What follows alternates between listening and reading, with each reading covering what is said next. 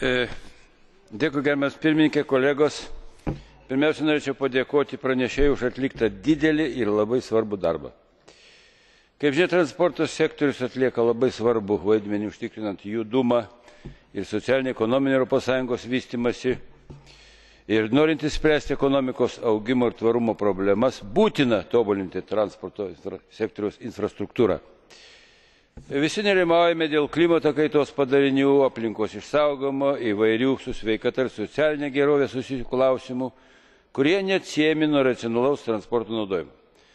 Sutinku, kad principo teršėjas moka taikymas ir viešo intereso gynimas yra ir turi paskatinti priemonės, kuriomis visų pirma būtų siekiama mažinti aplinkos taršą, triukšmą, kraštovaizdžio niokojimą, socialinės sąnaudas, atsirandančias dėl sveikatai daromos žalos.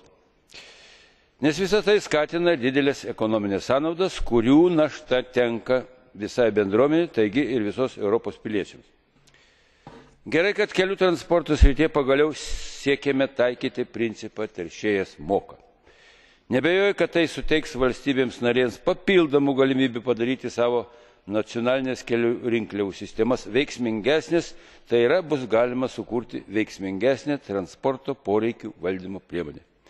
Tačiau vis dėlto manau, kad šiandien diskutuojamos priemonės, o vėliau kurios bus priiminėjamos artimiausiu metu, nepilnai adekvačios yra ekonomiškai naudingos tik centrinėms tranzitinėms ES valstybėms narėms ir ne visiškai arba ženkliai mažiau palankios nemažai daliai Europos valstybių esančių prie išorinių ES sienų.